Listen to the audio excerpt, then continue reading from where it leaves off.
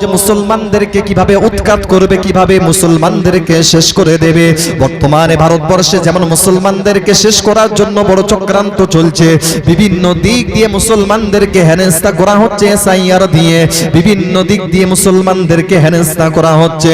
ঠিক তদ্রূপ ভাবে আমার আপনার নবী দয়াল নবী রাহমাতাল লিল আলামিন হুজুরের যুগেও মুসলমানদেরকে উৎখাত করার জন্য মক্কার বড় বড় কুফারে কুরাইশরা তারা একটা বাণিজ্যিক মাল শাম দেশে ব্যবসার মধ্যে পাঠিয়েছিল। সমস্ত কুফারে কুরাইশরা তারা ওই ব্যবসার মধ্যে ইনভেস্ট করেছিল, ব্যবসার মধ্যে টাকা দিয়েছিল কম বেশি 50,000 দিনার তারা ওই ব্যবসার কাজে লেগিয়েছিল। শাম দেশে আবু সুফিয়ানের সাথে মক্কার কুফারে কুরাইশরা 70 জন ব্যবসার মধ্যে পাঠালো এবং 50,000 দিনার লাগিয়েছে। ওর মধ্যে যত লভ্যাংশ বেরোবে ওই টাকার মধ্যে, ওই ব্যবসার মধ্যে যত টাকা লাভ বেরোবে ওই লাভের টাকা দিয়ে তারা মুসলমানদেরকে উৎখাত করবে, মুসলমানদেরকে শেষ করে দেবে। পৃথিবীর আয়াতে কালিমা মুসলমানদেরকে মুছে নাজিল করে বলেন, কাম মিন ফিয়াতিন কলিলাতিন গলাবাত ফিয়াতান কাসীরাতান বিইذনিল্লাহ।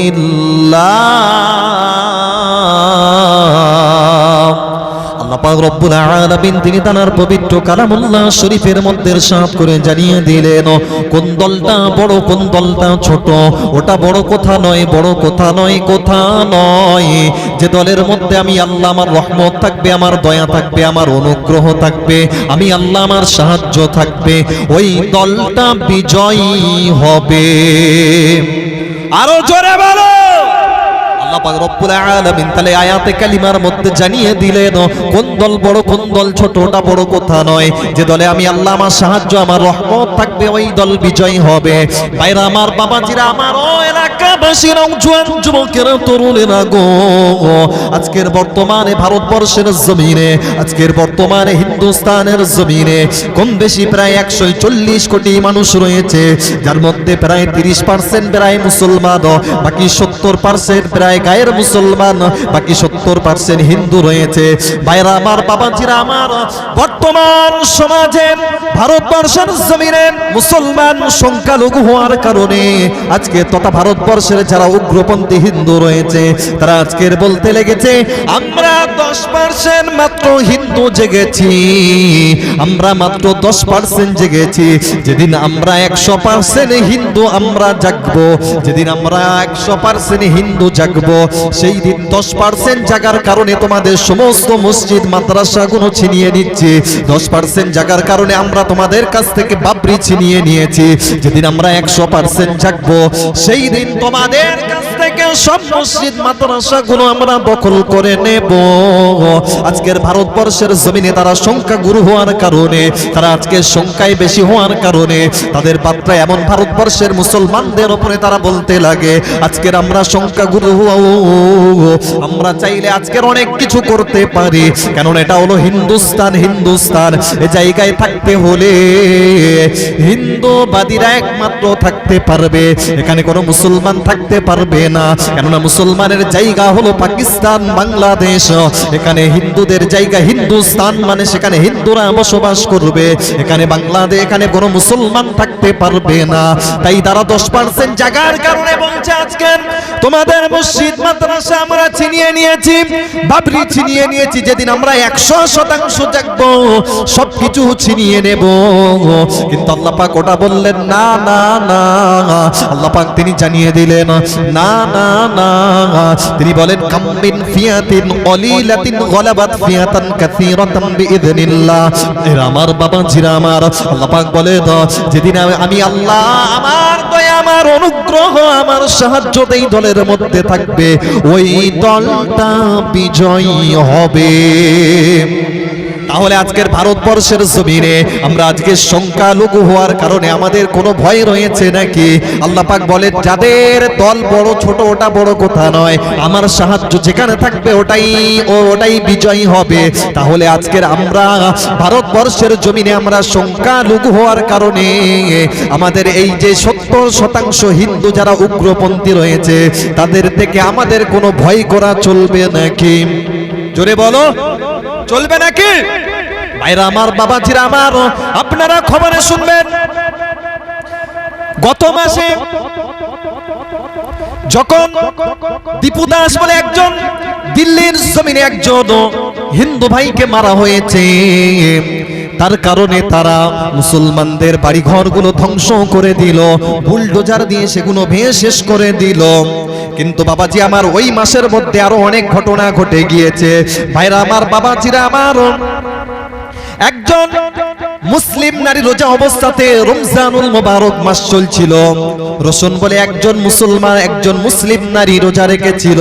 বাবাজি আমার, তাকে উগ্রপন্থীরা এই রমজানুল মোবারক মাসে তাকে হত্যা করেছে।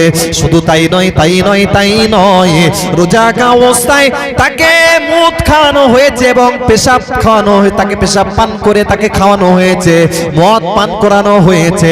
ভাইরা আমার, বাবাজিরা আমার, ও এলাকাবাসী, নওজোয়ান যুবকেরা, তরুণেরা গো, পর্দানিশিতা মা ও বোনেরা, আজকে তারা সংখ্যা হুরু হওয়ার কারণে, এই রমজান মাসে দীপু দাসকে হত্যা করার কারণে মুসলমানদের ঘরবাড়ি ভেঙে ধ্বংস করে দেওয়া হলো, বুলডোজার চালানো হলো। কিন্তু যখন রসুল বলে একজন নারী যখন আসামের জমিনে তাকে হত্যা করা হলো, গোমূত্র পান করানো হলো, তাকে পেশাব খাওয়ানো হলো, গরুর পেশাব খাওয়ানো হলো, মদ পান করানো হলো, ভাইরা আমার, বাবাজিরা আমার, এর জন্য কোনো বিচারও হলো না। কেননা তারা আজকে সংখ্যা গুরু হওয়ার কারণে আজকে সংখ্যা লঘুর উপরে অত্যাচার করছে। এই কথা ঠিক তো নাকি? এই আপনারা খবর রাখেন তো? আজকে সংখ্যা গুরু হয়ে আজকে তারা আসামে নারীকে তারা হত্যা করলো, গোমূত্র পান করালো। তোমরা গুয়ে গোমূত্র পান করছো, করো, তাতে ক্যান্সার সারবে সারো। তোমরা পান করছো কেন? মুসলমান ওটা পান করে না, জোর করে কেন খাওয়াচ্ছ? কথা ঠিক কিনা? আমরা গোমূত্র পান করি, কিন্তু তোমরা খাচ্ছ, পান করো। মুসলমান যেটা গোমূত্র, যেটা হারাম করেছে আল্লাহ, পেশাবকে নাপাক জিনিস কোনোদিন মুসলমান ভক্ষণ করে না, তোমরা কেন জোর করে সেটা মুসলমানদের পান করাচ্ছ? কথা ঠিক কিনা? কেননা তারা আজকে সংখ্যা গুরু হওয়ার কারণে মুসলমানদের উপরে নির্যাতন করছে। বিভিন্ন জায়গায় মুসলমানদেরকে হত্যা করা হচ্ছে। ভাইরা আমার, বাবাজিরা আমার, একটাই কারণ তারা আজকের ভারতবর্ষের জমিনে সংখ্যা গুরু। কিন্তু আল্লাহ পাক বলেন না না না, ওটা বড় কথা নয় যে দলের মধ্যে আমি আল্লাহ, আমার সাহায্য থাকবে, আমার রহমত থাকবে, আমার করুণা থাকবে, ওই দল বিজয়ী হবে। পরের আয়াত আমি খুতবা শুরুতে আরো একটা আয়াতে কালিমা আপনাদের সম্মুখে তেলাওয়াত করেছি। আল্লাহ পাক রব্বুল আলামিন জানিয়ে দিলেন, কাম মিন ফিয়াতিন কলিলাতিন ওয়ালাকাদ নাসারাকুমুল্লাহু বিবাদরিন ওয়া আনতুম আযিল্লাহ। অবশ্যই আমি আল্লাহ তোমাদেরকে বদরের প্রান্তরে আমি আল্লাহই সাহায্য দান করেছিলাম। আরো জোরে বলো। ভাইরা আমার, বাবাজিরা আমার, আজকের ভারতবর্ষের জমিনে মুসলমানদেরকে হত্যা করার জন্য বিভিন্ন দিক দিয়ে বিভিন্ন উগ্রপন্থী আজকের উঠে লেগেছে। বর্তমানে ভারতবর্ষের জমিনে মুসলমানদেরকে উৎখাত করার জন্য এক শ্রেণীর উগ্রপন্থী, সব হিন্দুকে আমি খারাপ বলছি না, এক শ্রেণীর উগ্রপন্থী তারা আজকের বলতে লেগেছে যে মুসলমানদেরকে ভারতবর্ষ থেকে আমরা বাংলাদেশ, পাকিস্তানে পাঠিয়ে দেব, মুসলমানদেরকে আমরা শেষ করে দেব।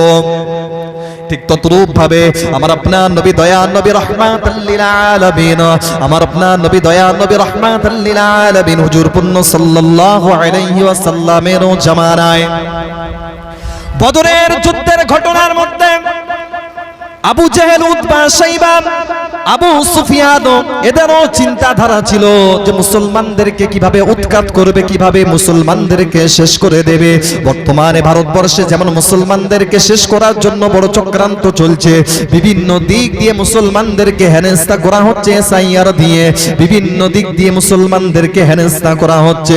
ঠিক তদ্রূপ ভাবে আমার আপনার নবী দয়াল নবী রহমাতুল লিল আলামিন হুজুরের যুগেও মুসলমানদেরকে উৎখাত করার জন্য মক্কার বড় বড় কুফারে কুরাইশ কুরাইশরা তারা একটা বাণিজ্যিক মাল শাম দেশে ব্যবসার মধ্যে পাঠিয়েছিল। সমস্ত কুফারে কুরাইশরা তারা ওই ব্যবসার মধ্যে ইনভেস্ট করেছিল, ব্যবসার মধ্যে টাকা দিয়েছিল কম বেশি 50,000 দিনার তারা ওই ব্যবসার কাজে লেগিয়েছিল।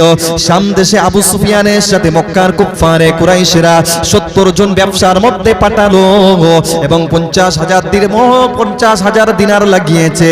ওর মধ্যে যত লভ্যাংশ বেরোবে ওই টাকার মধ্যে ওই ব্যবসার মধ্যে যত টাকা লাভ বেরোবে ওই লাভের টাকা দিয়ে তারা মুসলমানদেরকে উৎখাত করবে, মুসলমানদেরকে শেষ করে দেবে, পৃথিবীর জমিন থেকে মুসলমানদেরকে মুছে ফেলবে। ভাইরা আমার, বাবাজিরা আমার, যেমন ভাবে আজকের মুসলমানদেরকে ভারতবর্ষের জমিনে বিভিন্ন দেশে আজকের মুসলমানদেরকে শেষ করার জন্য বড় চক্রান্ত চলছে। ভাইরা আমার, বাবাজিরা আমার, এমন সময় শাম দেশে ব্যবসা গিয়েছে, ব্যবসার মধ্যে আবু সুফিয়ান সহ 70 জন কুফারে কুরাইশ গিয়েছে। আল্লাহর হাবিবের কাছে খবরটা পৌঁছে গেল। আমার আপনার নবী দয়ার নবী রাহমাতুল লিল আলামিনের কাছে যখন খবরটা পৌঁছে গেলেন, আমার নবী সাহাবায়ে কেরামদেরকে ডেকে বলতে লাগলেন, ও বাবা সাহাবীরা, আজকের মুসলমানদেরকে আমাদেরকে আজকের উৎখাত করার জন্য কুফারে কুরাইশরা 70 জন নেতৃত্ব, 70 জন কুফারে কুরাইশরা 50,000 দিনার 50,000 স্বর্ণ মুদ্রা নিয়ে শাম দেশে ব্যবসায় গিয়েছে। ব্যবসার মধ্যে যত লাভ বংশ হবে ওই লাভের টাকা দিয়ে মুসলমানদেরকে উৎখাত করবে। সাহাবায়ে কেরামদেরকে ডেকে বলতে লাগলেন। এমন সময় আমার আপনার নবী সাহাবায়ে কেরাম ডাকতে ডাকতে 313 জন সাহাবীকে একত্রিত করলেন। কতজন? 313 জন। আজকে যে ওরা বলছে আমরা সংখ্যায় গুরু, তাই কাম্মিন, আল্লাহ বলছে কাম্মিন ফিয়াতিন কলিলাতিন গলাবাত ফিয়াতান কাসীরাতাম বিইذনিল্লাহ। ওরা বলছে যে সংখ্যায় আমরা গুরু, তাই আমরা যা ইচ্ছা তাই করতে পারি। আল্লাহ বলছে না, ওটা আমার কাছে চলবে না। যে দলের মধ্যে আমি আল্লাহ আমার সাহায্য থাকবে ওই দলটাই বিজয় হবে। সুবহানাল্লাহ বলেন। তো ভাইরা আমার, বাবাজিরা আমার, তো যখন আল্লাহর হাবিবের কাছে পৌঁছে গেল এই খবরটাই, বার্তাটা যখন পৌঁছে গেল, সাহাবায়ে কেরামদেরকে ডেকে বললেন, আয় আমার সাহাবীরা, আমাদেরকে উৎখাত করার জন্য, মুসলমানদেরকে শেষ করার জন্য তারা সামদেশে ব্যবসার মধ্যে গিয়েছে। এর মধ্যে যত লভ্যাংশ বেরোবে সেই টাকা দিয়ে আমাদেরকে শেষ করে দেবে। চলো আমরা ওই ব্যবসার বাণিজ্যিক মালটা আমরা মদিনার রাস্তায় গিয়ে পথ অবরোধ করব, কেননা ওই সামদেশে ব্যবসায় যেতে হলে মদিনার রাস্তার উপর দিয়ে যেতে হয়। চলো আমাদেরকে যাতে উৎখাত না করতে পারে, আমাদেরকে শেষ যাতে না করতে পারে, চলো আমরা গিয়ে ওই রাস্তায় গিয়ে আমরা দাঁড়াবো, যাতে ওই বাণিজ্যিক মাল মক্কা পর্যন্ত পৌঁছতে না পারে। সর্বপ্রথম কি ছিল? যে আমাদের যাতে উৎখাত না করে, আমাদেরকে শেষ যাতে না করে, এজন্য বাণিজ্যিক মাল আটকানোর জন্য।